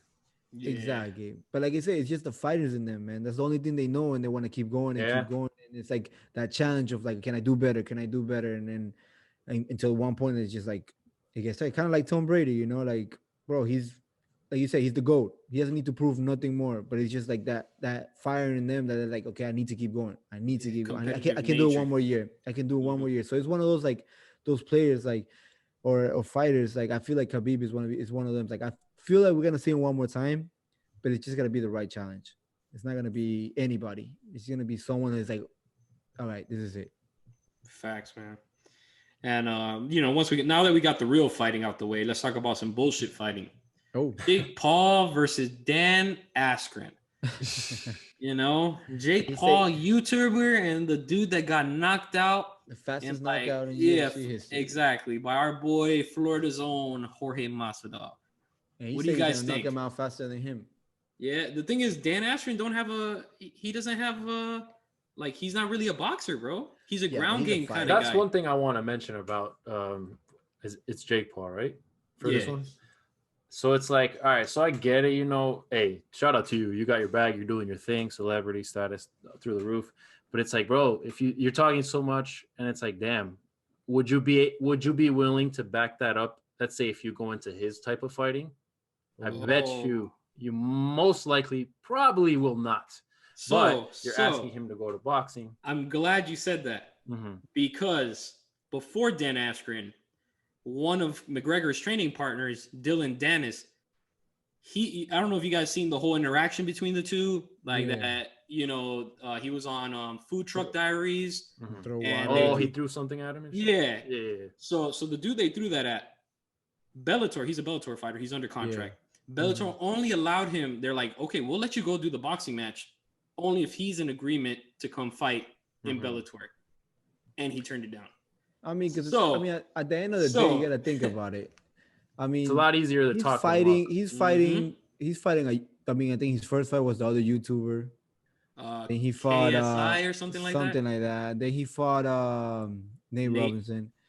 So it's just one Which of those Nate like, wasn't even trained for boxing at all. I don't think Nate exactly. even trained. So I I mean, think he just did punching bag the whole time. He didn't like exactly. practice with actual people like swinging at Exactly, you. you know. going all So I out. mean, definitely he's smart, bro. He's doing his bag. He's getting his bag, but like I don't think he's ever gonna go to MMA. And then he's thinking about saying I moved Bro, to Florida to become a those pro skinny legs, boxer. bro, they're gonna break them in half. Bro, it's all BS. Like I give him props. He's training and he's been doing it. You can, I mean, but I mean, you never know, right? Because I mean, But you can get Dan Askren's coming off a hip surgery. Like it's like you didn't even yeah, fight. but he's a You didn't fighter. He's a fighter, but you're fighting a fighter that has no boxing history. You're fighting a fighter that's coming off hip surgery, but so like, his mobility is gonna be somewhat but- compromised. Like, true. what type of shit is that, bro? Like, what true, type I of mean, shit is he's that? definitely getting money, definitely getting paid. Like, That's why he's doing it. Like Askren is just happy to get a payday, bro. They But I feel remember you like- off of getting knocked out. It's a little redemption time. But I feel like after this fight, I mean, it's really gonna show like, okay, are you really about that or you're not? Because like now he's really fighting someone who's like made his Quote life is, unquote. like been fighting. I mean, he made it to a UFC. I mean, you can't say shit. I mean, No, obviously- I'm not. I'm saying that, bro. No, You're no, no, fighting no. a I'm saying dude like that's fucking- I'm saying in the sense of like Yeah. like he's a fighter. Like even Like though like fight a boxer though. Fight somebody that has. oh the yeah, I'm history 100% with of- that. I'll be like, yo, fight someone who's a really boxer. Like, but Yeah, like 'cause at look least what happened to like Nate. now, I think now this fight will be like, okay, are you really like about your fight? Like, you know, like now you're saying like you move over here because you want to become a pro boxer in this. Like you say, he's not fighting a boxer, he's fighting someone in MMA, but it's someone who's been fighting and then who has that jaw of like he being hit in the jaw and then like okay, knows how to take a punch. Oh But you yeah, got some for people sure, like for sure. they say Nate Robinson. I don't know, no, maybe he never fought in his life, or he fought those little fights you fight in your school or whatever. Yeah, And it wasn't like a legit fight that people is like, okay, yo, I've been training this like for 10, 15 years. Like, you know what I'm saying? So I feel like after this one, we'll see like, okay, are you really, really about it? So it's like, okay, So find my out biggest- now, find someone to box it. like my thing is like if you are really like into boxing, there are a crazy amount of leagues that you can hop in. You have ESPN Top Rank, you have WBA, WBC, yeah. you have all these different.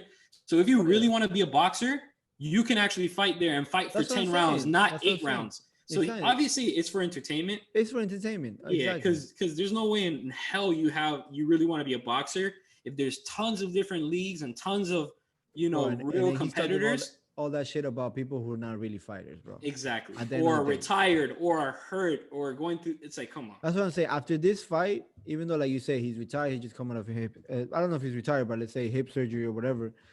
It's one of those like, okay, he's fighting someone who's really Got a been chin. fighting. Somewhat of a chin, I guess. exactly like and like, but at least as being in that business of like training for fights and stuff. Yeah, even though combat he's, sports. I mean, he Yeah. definitely had boxing because I mean, basically MMA is mixed martial You got, arts. you So you gotta have a everything. little strike in something. Mhm. I mean, so it's like one of those like, okay, now we'll see if like you're legit, even though you're fighting someone who's basically freaking handicapped.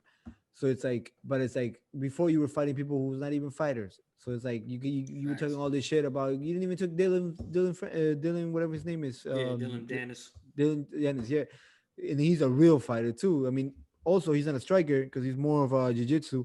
Yeah, yeah. It's one of those like, okay, why you didn't take that But he fight? trains with McGregor, so most likely he has at least some of that. Exactly. So I mean, at the end of the day, they're fighters. So I'm like, after this fight, I will see like, okay, are you really about it? And Even the thing though is, like, you're fighting a handicapped freaking person. yeah, like my thing is like, I think they're thinking too much into the numbers, and people are forgetting that first fight, the reason everybody wanted to watch that fight was because of Mike Tyson and Roy Jones Jr. Yeah. Let's be real. I wasn't Yeah. watching that shit to see Nate Robinson and Paul. I I barely know. saw the fight. I was like kind of like Yeah. in and out on my phone. Like, so I don't know if they think that's gonna bring the same uprise, but is it kind of sad to see what happened to boxing, bro? Is Very this sad. really what's taking over the conversation of boxing when there's real great boxers out there and we're talking about a fucking YouTuber and a retired or whatever we're gonna call him, a former MMA Yeah. fighter? Like, come on, bro. This is a really sad time for boxing. Boxing is one of my dad's favorite sports.